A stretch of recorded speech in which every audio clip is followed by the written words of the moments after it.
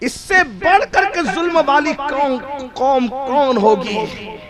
نبی کے بیٹوں کی شہادت پر۔ ایک صاحب نے مجھ سے کہا کہ سید تجھے سمجھتا نہیں ہے، یہ ہم جو نبی کے بیٹوں کی شہادت پہ ڈھول بجاتے ہیں تو رسول اللہ کے بیٹوں کی عقیدت میں بجاتے ہیں۔ میں نے کہا ایک احسان کر دینا، جس دن میرے مولا علی اکبر کے جسم پر گھوڑے دوڑے تھے تو اس دن ڈھول بجاتا ہے، اللہ تجھے وہ دن نہ دکھائے جس دن تیرے جوان بیٹے کا جنازہ اٹھے، اس دن ڈھول بجانا میں سمجھوں گا کہ یہی تیری عقیدت ہے۔ جب تو تیرے جوان بیٹے کے جنازے اٹھتے وقت، جب تو تیرے بڈھے باپ کے جنازہ اٹھتے وقت ڈھول نہیں بجاتا تو رسول اللہ کے بیٹوں کی شہادت پہ تو ڈھول بجاتا ہے۔ کس دن تو ڈھول بجاتا ہے؟ جس دن رسول اللہ کی زلفوں میں کربلا کی خاک اٹ گئی تھی، جس دن رسول اللہ کے چہرے پر آنسوؤں کے آثار تھے، جس دن رسول اللہ کی داڑھی اللہ اکبر غم سے بکھری ہوئی تھی۔ حضرت ابن عباس نے پوچھا تھا یا رسول اللہ یہ ہاتھ میں خون کی شیشی ہے، داڑھی شریف پر یہ اثر ہے، زلفوں میں یہ اثر ہے۔ حضور کی زلفوں میں کبھی خاک نہیں اٹی، حضور کی داڑھی شریف کبھی بکھری نہیں، لیکن شہادت حسین کا اثر یہ تھا۔ اپنے لاڈلے بیٹے امام حسین کو علی اصغر کا جنازہ اٹھاتے ہوئے دیکھا ہوگا، علی اکبر کے جسم کے ٹکڑے ہوتے ہوئے دیکھا ہوگا، جناب سیدنا قاسم کی لاش میں گھوڑے دوڑتے ہوئے دیکھا ہوگا۔ حضور کتنا روئے ہوں گے، کتنی تکلیف میں ہوں گے۔ اس دن تم ڈھول بجاتے ہو، عورتیں تمہاری سج دج کے نکلتی ہے، عورتیں تمہاری لالی پاؤڈر کر کے نکلتی ہے۔ اس سے بڑھ کر کے نبی کی آل کے ساتھ بے ادبی کیا ہوگی؟ میں گالی دینے نہیں آیا، میرے بھائی یزید کی بیوی نے وہ نہیں کیا جو تمہارے گھر کی بیویاں کر رہی ہے امام حسین کی شہادت پر۔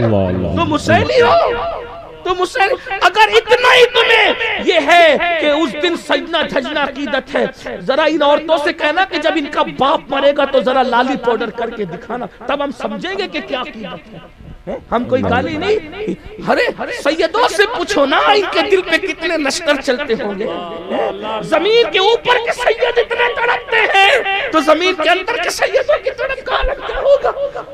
اور تم اس کو عقیدتوں کا نام دیتے ہو، محبتوں کا نام دیتے ہو۔ اللہ دین کہاں ہے وہ بتاؤ، حسینیت کہاں ہے وہ بتاؤ۔ حسینیت کو کھچڑے اور شربت میں تولنے والوں دین سمجھو۔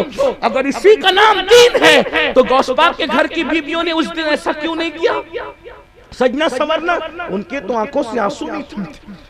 اور میرے مرشد حضور مخدوم اشرف جہانگیر سمنانی کا حال تو یہ تھا کہ پہلی محرم سے لے کر کے 10ویں محرم تک آنسو نہیں تھمتے۔ ہمارے مرشد سرکار وارث دیوا، اللہ اکبر، حال یہ تھا آنسو نہیں تھمتے تھے ہمارے۔ اور مرشد کے مرشد سرکار اللہ اکبر، غوث العالم کے مرشد مخدوم عالم سرکار علاء الحق پنڈوی رحمت اللہ علیہ کے عشرے میں کسی سے ملتے تک نہیں تھے۔ یہ یاد حسین کا موقع ہے۔ یہ وہ لوگ تھے تلاوت میں مصروف ہیں، درود میں مصروف۔ وارث پاک کا تو ایک قول ہم نے کسی بزرگ سے سنا، پڑھا نہیں سنا۔ وارث پاک کہتے تھے کہ عاشقوں کو تو اب بھی کربلا دکھایا جاتا ہے۔ ہماری جماعت کے بہت بڑے بزرگ سے انہوں نے کہا، وارث پاک کہتے تھے عاشقوں کو تو اب بھی کربلا وہ کمروں میں بیٹھ کر کربلا دیکھتے۔ میرے بھائیوں کیا سمجھ رکھا ہے؟ دین کہاں ہے؟ قرآن کہتا ہے رسول اللہ کے جو ساتھ والے پہلی نشانی اشداء علی الکفار، وہ کافروں پہ سب، کافروں کی نقل وہ نہیں کرتی۔ یہ شراب پینا کس کا کام ہے؟ نشہ کرنا کس کا کام ہے؟ کافروں کا کام ہے۔ مومن کی شان نہیں۔ مومن شراب کیسے پیے گا بھائی؟ یہ مومن کا طریقہ ہی نہیں ہے، اس لیے کہ شراب اور پیشاب ایک چیز ہے۔ جو مومن پیشاب کے چھینٹے سے اپنے پیروں کو بچانے کے لیے اتنے جتن کرتا ہوں، وہ حلق میں پیشاب کی طرح شراب کیسے ڈال سکتا ہے؟ نشے کی چیز کیسے ڈال سکتا ہے؟ اور وہ شراب جس کے بارے میں رسول اللہ نے فرمایا اس نشے کے بارے میں کہ جس نے نشہ کیا اس نے گویا کہ محمد الرسول اللہ کا انکار کیا، جس نے نشہ کیا اس نے قرآن کا انکار کیا، جس نے نشہ کیا اس نے توریت، زبور اور انجیل کا انکار کیا، اور فرمایا نشہ کرنے والا مرے گا تو ڈر ہے کہ کافر ہو کے مرے گا۔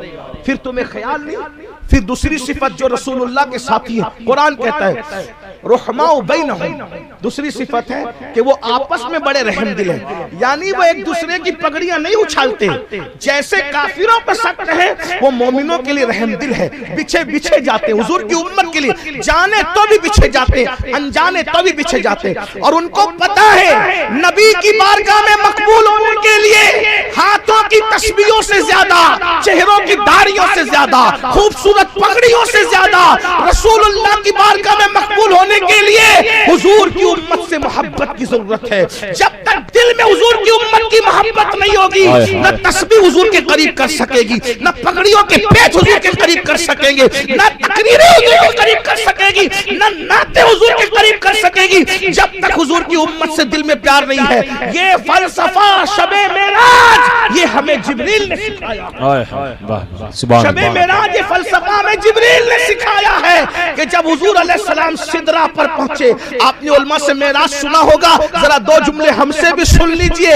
آقا جب معراج پہ پہنچے سدرہ، پہلی بات تو یہ لوگ کہتے ہیں مسجد اقصی گئے حضور کی معراج، آسمان پہ گئے حضور کی معراج، سدرہ پہ گئے حضور کی معراج، عرش میں حضور کی معراج۔ میں نے کہا نہیں، تھوڑا سا جملہ چینج کرے، مسجد اقصی گئے، مسجد اقصی کی معراج، نبیوں کو نماز پڑھائی، نبیوں کی معراج، آسمانوں پہ گئے، آسمانوں کی معراج، عرش پر قدم رکھا، عرش کی معراج، نبی کی معراج عرش کے آگے شروع ہوتی ہے، اور وہ معراج کیا ہے؟ ثم دنا فتدلی فکان قاب قوسین او ادنی، اتنے قریب ہوئے کہ سارے فاصلے ختم ہو گئے۔ تو مجھے دیکھ لے، میں تجھے دیکھ لوں، دیکھنے کا مزہ آج کی رات ہے۔ نعرے خدا کا دیدار ان کی معراج ہے، عرش پہ جانا ان کی معراج نہیں، عرش پہ جانا عرش کی معراج ہے، جنت میں جانا جنت کی معراج ہے، نبیوں سے ملنا نبیوں کی معراج ہے۔ یاد رکھیے تو بارہ سدرہ پہنچے تو وہاں سدرہ پہنچے تو حضور سدرہ کے آگے جانے، تو جبریل نے کہا حضور آپ جائیں، اب میں نہیں آ سکتا، بڑی لمبی تفصیل ہے، وہ نہیں پیش کروں گا، لیکن سن لے۔ تو سرکار نے فرمایا، معراج کا بھی موقع ملا تو بیان کریں گے، حضور نے فرمایا جبریل میں وہاں جا رہا ہوں جہاں کوئی نہیں جا سکتا۔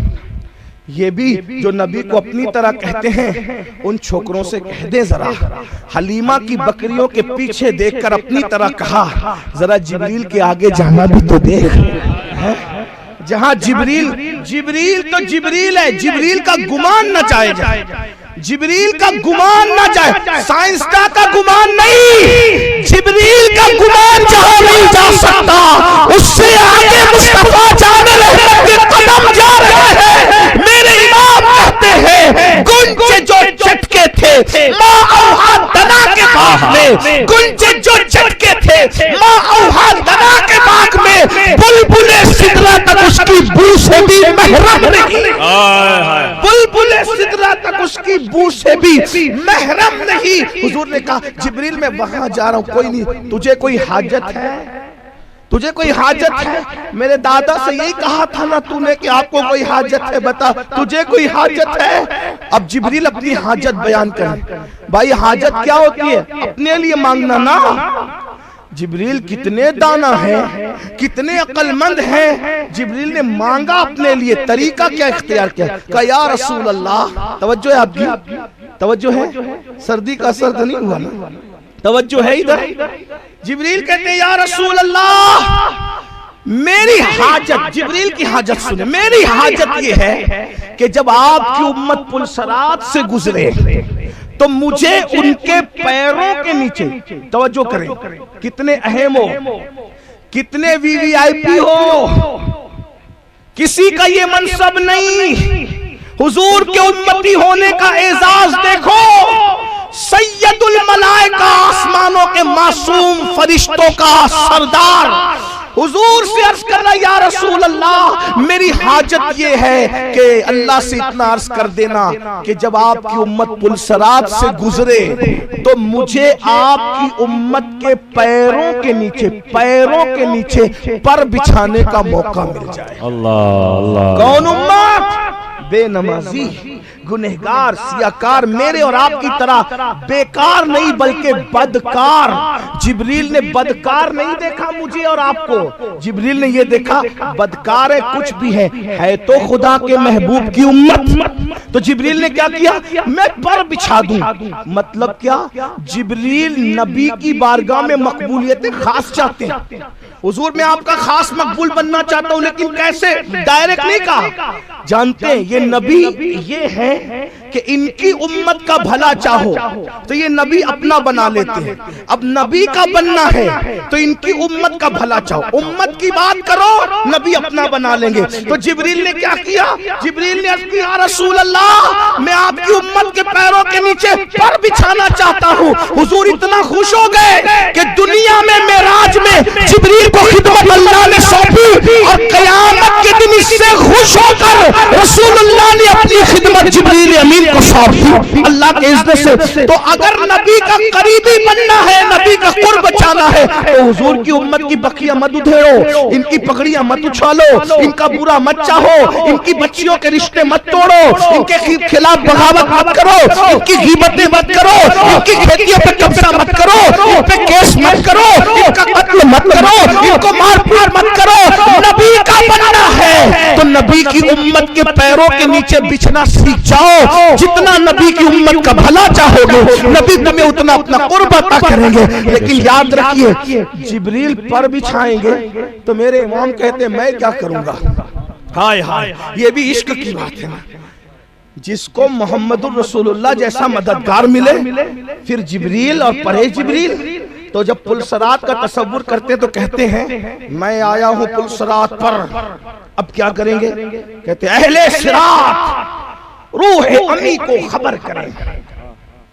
ہم پہلے کہتے تھے گجرات اور راجستھان میں کہ جب ہم یوپی میں شعر پڑھتے تو یوپی والے سمجھتے ہیں, لیکن اب یوپی والوں کا بھی علمی گراف اتنا نیچے چلا گیا ہے کہ یا تو ان کو سردی لگی ہوئی ہے یا تو وہ شعر نہیں سمجھ پا رہے ہیں. کیا کہتے ہیں, اہل صراط روح امی کو خبر کریں, اہل صراط روح امی کو خبر کریں, چاہتی ہے امت نبوی عرش پر کریں. اعلیٰ حضرت کہتے ہیں ارے جبریل امین کو اطلاع کرو, اے پلسرات کے فرشتوں جبریل کو خبر کر دو کہ امت محمدیہ پلسرات سے گزر رہی ہے, ذرا آئیے اور اپنا پر بچھا دیجئے. لیکن عشق نے کچوکے دیے. احمد رضا تجھے اتنا بڑا مددگار محمد الرسول اللہ جیسا ملا اور تم کہہ رہے ہو کہ جبریل کو پر بچھانے کے لیے کہا نہیں, پھر فوراً پلٹ گئے اور دوسری بات میں کہتے پل سے اتارو, اپنے نبی کی طرف متوجہ ہو گئے, پل سے اتارو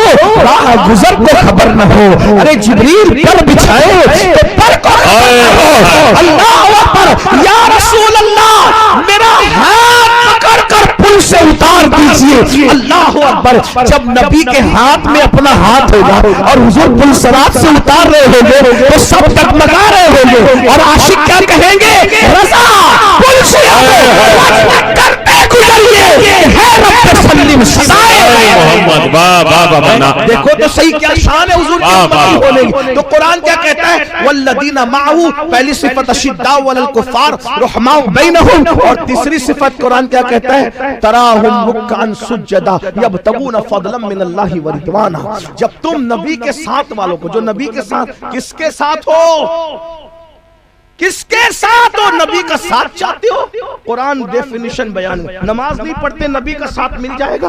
ابھی کون کیا کہتا ہے مجھے نہیں پتا, قرآن کہہ رہا ہے نبی کا ساتھی بننا ہے, رسول اللہ کا ساتھ چاہیے تو نمازی بنو. اور قرآن کیا کہتا ہے, تراہم, جب تم ان کو دیکھو گے, رکعا سجدا یبتغون فضلا من اللہ ورضوانا, جب ان کو دیکھو گے تو رکوع سجود کرتے دیکھو گے. اور اس کی برکت کیا ہے, وہ اس رکوع سجود کے ذریعے سے اللہ کا فضل تلاش کرتے. تو جنت ملے گی حضور کے اللہ کے فضل سے, اور اللہ کا فضل ملے گا رکوع اور سجود کی برکت سے.